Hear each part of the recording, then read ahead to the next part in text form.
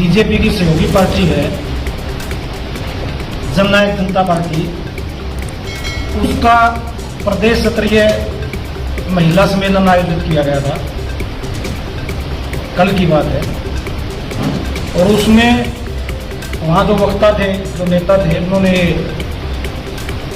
घोषणा की कि पंचायत में 50% आरक्षण महिलाओं को देने का काम किया जाएगा, महिलाओं का सम्मान बढ़ाने का काम किया जाएगा, महिलाओं की ताकत बढ़ाने का काम किया जाएगा। और साथ ही साथ एक बूथ पे एक बूथ सखी के नाम से बूथ वाइज एक महिला को संगठन में दिया जाएगा ताकि महिलाएं ताकतवर हो सकें, उनका सम्मान बढ़ सके। लेकिन इसके विपरीत हमारे यहाँ शहर में आपने कल खबर देखी होगी, आपके पास प्रेस नोट भी आया होगा, पार्टी अपनी जो नीतियां प्रेस में और लोगों के बीच में कहती है उसके विपरीत इन्होंने अपना जो जिला अध्यक्ष नियुक्त किया है, पुनर्नियुक्त किया है, मैं कहूँगा पहले इस्तीफा ले लिया गया था। हम किसी पे कोई व्यक्तिगत किसी को अपराधी ठहराने का काम नहीं कर रहे, ये काम कोर्ट का है या समाज का है। लेकिन आपके आदमपुर हल्के की बेटी गुदारा साहब बैठे हैं, हल्का प्रधान भी बैठे हैं आदमपुर के हमारे, और जिला प्रधान के परिवार की बेटी वो जो दादा बोलती है, उसने पहले भी प्रेस के माध्यम से और कल भी उसने प्रेस कॉन्फ्रेंस करी है। तो इस हिसाब से मेरे को लगता है कि जननायक जनता पार्टी के पास संगठन में योग्य आदमी नहीं बचे जिनको इन अहम जिम्मेवारियों पर बैठाया जा सके। लेकिन इनेलो परिवार का एक बड़ा हिस्सा उसमें चला गया था पहले, और हम जानते हैं कि बहुत योग्य साथी आज भी जननायक जनता पार्टी में हैं जिनको ये जिम्मेवारी दी जा सकती है। इसके पीछे क्या कारण है, क्यों इतना भी इंतजार नहीं किया गया कि कोर्ट से कोई इस तरह का उनको प्रमाण पत्र या कोई इस तरह की राहत मिल जाती, उसके बाद भी ये कदम उठाया जा सकता था। तो एक तो ये जो सरकार का घटक दल है, इसकी दोहरी नीति इस मामले में सामने आई है। साथ ही साथ भारतीय जनता पार्टी के लोग आए दिन ये बातें कह रहे हैं। कल भी अभय सिंह चौटाला जी वहाँ गए थे शोक प्रकट करने, उनके परिवार से बात हुई सोनाली जी की, तो उन्होंने कहा मुख्यमंत्री चिट्ठी लिख रहे हैं सीबीआई जांच। जब आपकी हरियाणा में भारतीय जनता पार्टी की सरकार है, आपकी गोवा में भारतीय जनता पार्टी की सरकार है, केंद्र में भारतीय जनता पार्टी की सरकार है, गृह मंत्री मुख्यमंत्री की रिक्वेस्ट पे या उनके लिखने पे तुरंत सीबीआई जांच के आदेश दे सकते हैं। आप सारे लोगों को ये प्रक्रिया मालूम है, लेकिन इसके बावजूद सीबीआई को केस देने में डिले किया जा रहा है। वो किसके कहने से किया जा रहा है? कौन लोग थे जिन्होंने एफआईआर दर्ज नहीं होने दी कई घंटे? कौन ऐसे लोग थे जो इस हत्या को एक हार्ट अटैक के नाम पे लिपापोती कर देना चाहते थे? तो एक जांच का विषय है। इंडियन नेशनल लोकदल पार्टी इस बात की मांग करती है कि उस परिवार को न्याय मिल सके, दूध का दूध, पानी का पानी हो सके, तुरंत प्रभाव से ये जांच सीबीआई को देने का काम गोवा सरकार को करना चाहिए। और इसमें मुख्यमंत्री मनोहर लाल खट्टर जी पूरी तरह सक्षम है।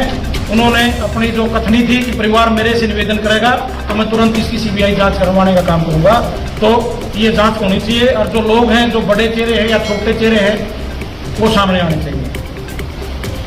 इसलिए जो ड्रग्स का एक युवा की पीढ़ी में पूरे हरियाणा प्रदेश में, विधानसभा में भी हमारी पार्टी की ओर से कई बार उठाने का काम किया गया। जब ये लगता था कि सिरसा और फतेहाबाद की समस्या ज्यादा है, लेकिन जिस तरह की घटना सोनाली जी के मामले में हुई, जिस तरह के ड्रग्स यहाँ हमारे जो सेलिब्रिटीज हैं, हमारा यूथ है, उनके द्वारा लिए जा रहे हैं। पूजा सियाग है, हमारी बेटी है, हमारे प्रधान जी बैठे हैं जिला प्रधान, इनके गांव की बेटी अभी मेडल लेके आई थी कॉमनवेल्थ में।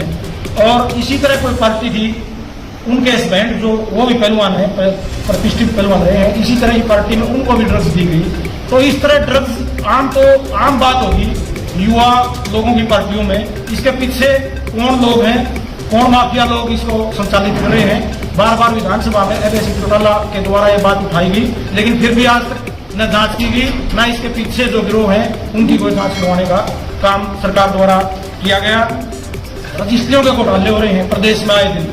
पहले मुख्यमंत्री के गृह जिला करनाल में हुआ, फिर सोनीपत में हुआ, सरकारी जमीन सैकड़ों करोड़ की अपने नाम अधिकारियों की मिली भगत से करवा ली गई।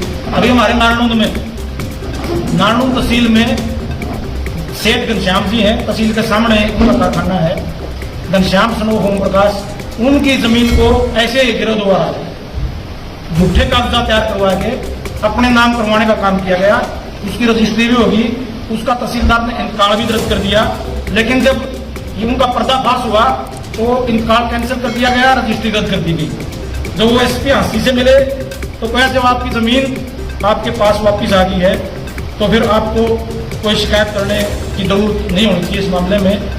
जब पंचायतों में जाके कहा क्राइम तो हुआ है, मान ली एक चीज थी वो झूठी रजिस्ट्री हुई, किसी ने कागज भी तैयार करवाए हैं, तहसीलदार ने उसका रजिस्ट्री करी है, इंतकाल करी है, बहुत दबाव के बाद FIR दर्ज हुई है कल परसों में ही। तो इसकी भी पूरी जांच होनी चाहिए कि पूरे प्रदेश में इस तरह लूट लगी हुई है जमीनों की, कौन लोग हैं जिसकी वजह से तहसीलदारों को, कर्मचारियों को, लोगों को लूट के पैसे पहुंचाने पड़ रहे हैं। इसकी जांच भी हम चाहते हैं, भाई नारायणुंद वाले की भी जांच हो, उन लोगों पर कार्रवाई हो। पंचायत चुनाव डिले हो रहे हैं दिन प्रतिदिन किसी न किसी बहाने। जो ये अरसा रहा इस बीच का, पछली पंचायत के और आज के दिन के बीच का, जितने भी फंड थे पंचायतों में, आप बेसिक इंक्वायरी करवा लो, जो सरपंच छोड़ के गए थे वो सारे फंड इन्होंने मिसयूज कराया उनका, सोलर स्ट्रीट, सोलर लाइट के नाम पे और ई रिक्शा के नाम पे, कहीं झूठे और कहीं सच्चे इस तरह के बिल लगाने का काम किया गया। जो हिसार की फर्म वो ई रिक्शा 1.5 लाख रुपए में दे रही थी या वो इंस्ट्रूमेंट सस्ते दे रही थी, वो सोनीपत से जाके एक चरणों में 2 के बिल बनवा के वहां से लिए गए और सारा जो पैसा था वो इस तरह उन्होंने खर्च करने का काम किया। भगवान दास जो वीडियो जिनके पास 3 ब्लॉकों का चार्ज था, स्पेशल इस बात के लिए बढ़ा रखे थे, उन पर कार्रवाई भी हुई है। 55 लाख का एक घोटाला निकला, 2 और निकले। इस तरह सारे ब्लॉकों में लूट हुई है।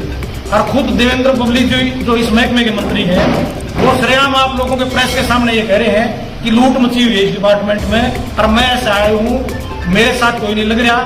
इस बात की भी जांच होनी चाहिए किस तरह वो ऐसा है मंत्री रहते हुए, या तो उन लोगों पर कार्रवाई हो या फिर वो मंत्री जी भी अपना पद छोड़ने का काम करें। हमारे यहाँ तो आए दिन जो नारायणुंद से विधायक हैं वो भी ये बात कहते रहते हैं कि हर महकमे में लूट मची हुई है, खा के लूट के जिएंगे, अकेले जिएंगे। तो ये सारी बातें भी जांच का विषय है। इसके साथ साथ मैं आप सारे साथियों को ये बताना चाहता हूँ कि आने वाले 25 सितंबर को तो देवीलाल का जन्मदिन है, जिसे लोकदल और समाजवाद से जुड़ा हुआ हर एक आदमी हिंदुस्तान में एक त्योहार की तरह मनाने का काम करता है। इस बार फतेहाबाद में अनाज मंडी में उस रैली को आयोजित करने का काम किया जा रहा है, जिसमें देश और प्रदेश के चौधरी देवीलाल की विचारधारा से जुड़े हुए अनेक नेता भाग लेने का काम करेंगे। उसी सिलसिले में लोगों को न्योता देने के लिए भाई अभय सिंह चौटाला के हमारे हिसार जिले के कार्यक्रम बने हैं, जिनमें वो 6 तारीख को उलाना हल्के को एक दिन के लिए समय देंगे, लोगों को न्योता देने का काम करेंगे। 7 तारीख को नलवा हल्के में, 8 तारीख को बरवाड़ा, 9 को नारायणुंद और इसके बाद आदमपुर हल्के का पूरे का 3 दिन का विलेज टूर भी करने का काम करेंगे, ताकि जन जन तक ये निमंत्रण और न्योता पहुंच के और हिसार जिले से हजारों की संख्या में लोग वहाँ उस उत्सव में शामिल होने का काम कर सकें।